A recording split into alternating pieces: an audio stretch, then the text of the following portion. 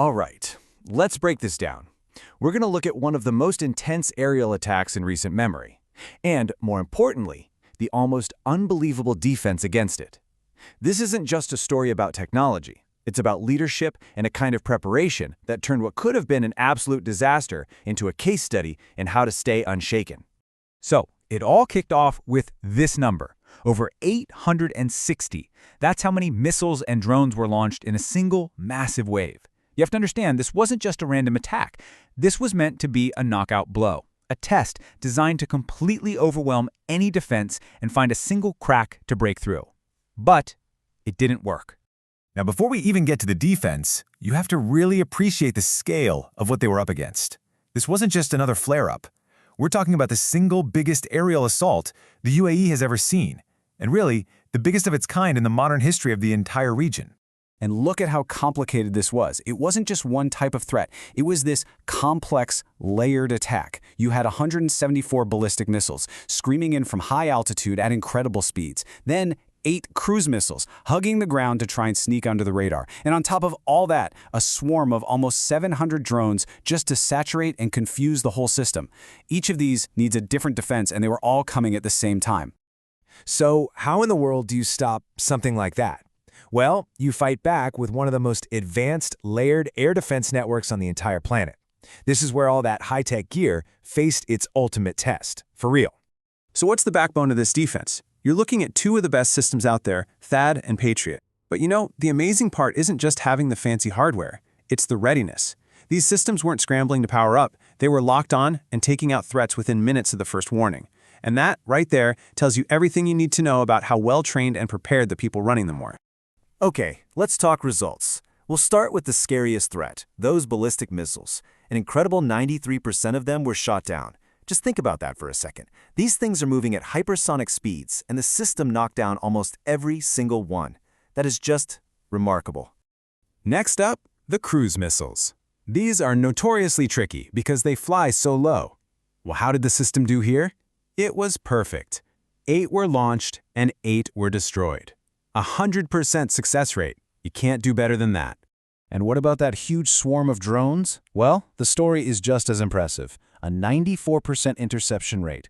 This shows the defense can handle not just the super fast, sophisticated stuff, but also a massive number of smaller but still very dangerous threats all at once. So you add up all the ballistic missiles, the cruise missiles, and the drones that were taken out, and you get this number. Over 1,000 successful interceptions. It's just one number, but it perfectly sums up the success of the tech, the strategy, and of course, the people who were on duty that night.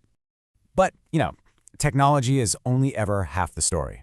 The best systems in the world can fall apart if you don't have calm, decisive leadership making the right calls. And that human element was maybe the most impressive part of this whole thing. I want you to just picture this scene. Missiles and drones are literally still in the air, and the country's leadership is on live TV addressing the nation. They weren't hiding in a bunker, they were out there. They were present, they were transparent, and they were projecting total calm. That single act probably did more to prevent panic than anything else. And during that broadcast, Minister al-Hashimi said this, directly to the camera. This wasn't some empty political line. This was a direct human reassurance to millions of terrified people that everything was under control and that their safety was priority number 1. Just incredibly powerful.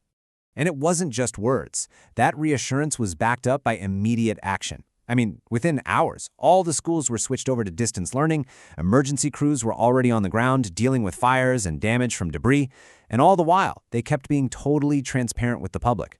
There was no information vacuum for rumors and chaos to grow in.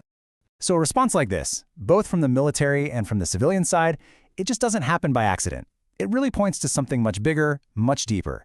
It points to a national strategy of being prepared for the long haul. Which brings up a really important question.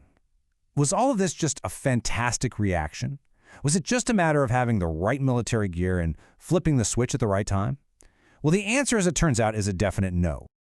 Take a look at this number. Now, this has absolutely nothing to do with missiles or jets. This is about the UAE's strategic reserves. We're talking about food and other essential supplies. They had 4 to 6 months' worth just sitting there, ready to go. And that's really the key to understanding this whole thing. The readiness we saw that night wasn't improvised. It was already in place. The incredible military defense was just the most visible part of a much, much bigger national security plan. A plan that covers everything from food security to civil defense. Simply put, they were ready long before the first warning siren ever went off. So when you put all of these pieces together, you start to see the full picture, the real anatomy of this incredible resilience.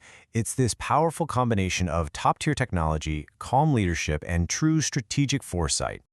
And this right here is why it all matters so much. After days of attacks, with over 860 projectiles targeting a country of 9 million people, the total number of fatalities was 3. And those were tragically from falling debris from the interceptions. It's a somber number, but it's also a stunning testament to how effective the entire system was at its most important job, saving lives.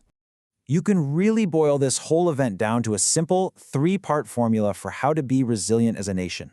1. You have to invest in advanced technology. 2. You need calm, decisive leaders who can communicate clearly when everything's on the line. And 3. You absolutely must have the strategic foresight to prepare for a crisis years before it ever shows up. What we saw here really is a powerful case study in what modern defense looks like, and it leaves us with one last question to think about. In a world that seems to get more and more unpredictable, what happens when a nation's deep, all-encompassing preparedness becomes its single greatest defense, and maybe its ultimate weapon?